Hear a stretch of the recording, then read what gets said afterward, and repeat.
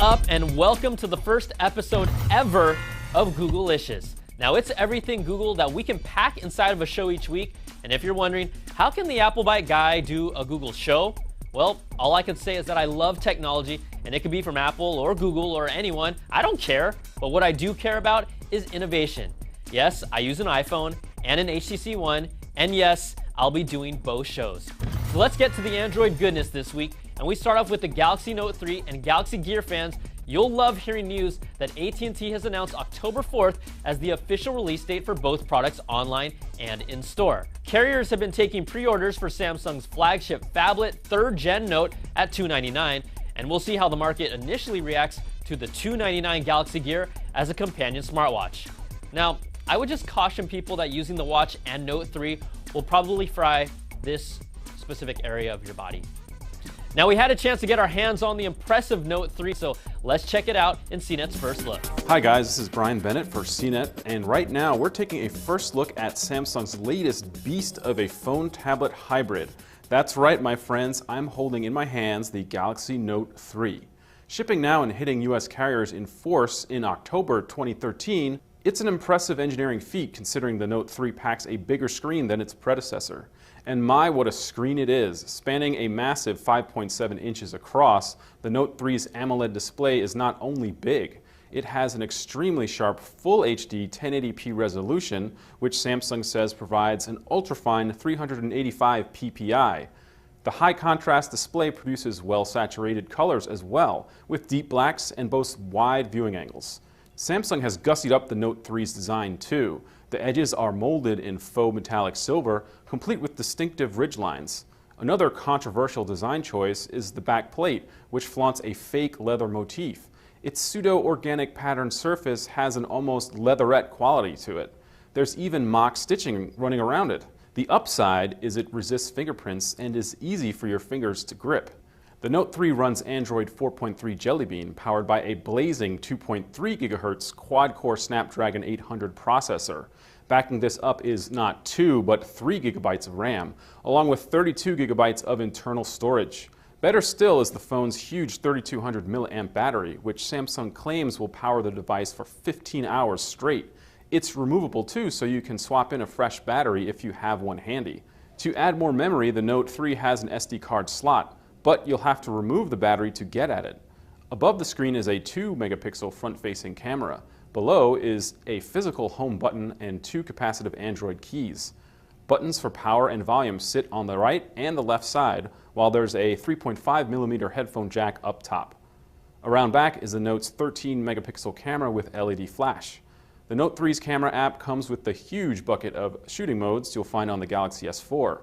They range from the very useful such as HDR, burst, panorama, to the strange like beauty face, golf, and eraser, which removes people and moving objects in the background. On the bottom lip is what really sets the Note 3 apart from other smartphones, its S Pen stylus. Samsung made the tool more compact and has given the Note 3 slick new abilities. When you pull the S Pen out of its sheath, a little fan-shaped graphic called the Air command appears. You can also activate it by holding the pen close to the screen and pressing its button. Air Command has 5 main options: Action Memo, Scrapbooker, Screen Write, S-Finder, and Pen Window. Just tap a selection to launch the feature. Action Memo lets you create a handwritten note, then email it, save it to your contacts, use it in a text, or look it up on a map. Swiping upwards from the home screen on the Note 3 launches the My Magazine News Viewer. Using technology from the popular Flipboard app, My Magazine serves up articles and news stories from a variety of websites. I'm Brian Bennett for CNET, and this has been a first look at the Samsung Galaxy Note 3. Be sure to check out our full review. This feature-packed behemoth has the biggest buzz right now. It can even make you a sandwich. Now, I'm a fan of the leather backing and stitching because really, it feels soft against your face. And just to make sure we know, Samsung recently confirmed that the entire Note family has reached 40 million units sold worldwide. Now, Fandroids are also eagerly awaiting the release of the Nexus 5, and just to satisfy their curiosity, the Graphics Bench T-Rex tests, one of the most demanding out there, show that the Nexus 5 appears set to match or even surpass the iPhone 5S in graphics performance. We saw the phone leaked in Google's recent KitKat promotional video because this guy didn't get the memo. The handset has also been leaked by FCC approval documents and is expected to drop in the next month or so. Now in Google News, a cool new video from Fast Company showcased Google's Garage and their unique approach to putting wheels on office furniture for collaboration. When you come in, you can see that you can write on the tables, you can write on the walls, and then you can reconfigure the tables to be in any position that you want. Everything is on wheels. And that allows people to be flexible and to be more playful in a way that the typical space and the typical conference room just wouldn't. Another observation from the video, a lot of them wear Google Glass, like a lot. And according to a report from Geek.com, Google is preparing an XE10 update for Glass that will officially enable apps from third-party developers to do things like get access to the motion sensors and create their own voice commands through Glassware, giving the user the ability to launch the app from the OK Glass menu. And if you haven't had a chance to try them on, Google announced they'll be kicking off a road trip with Google Glass that will give people around the US a chance to try them out firsthand. Now we've had them, we're intrigued by the amazing possibilities Google Glass has to offer, so we've created a new segment for the show called My First with Google Glass. And this week, it's my first crepe with Google Glass. Thank you.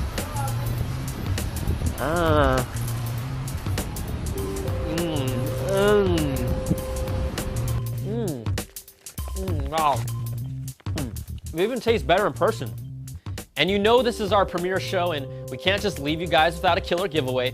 So we've hooked up with our friends at Mophie and we're giving away 4 Mophie juice packs for the Samsung Galaxy S4. It's a case, it's a battery pack, and they are the best in the business. Now all you have to do is reach out to us by email. That's googleicious@cnet.com. That's if you can spell that. Or just tweet me at Brian Tong and tell us what you'd like to see in the show. And if you say not the Applebite guy hosting, then I won't let you win. All right, thanks so much for watching the first ever episode of Googleicious, and we'll see you guys next time. And you know what? Hit that music. Oh.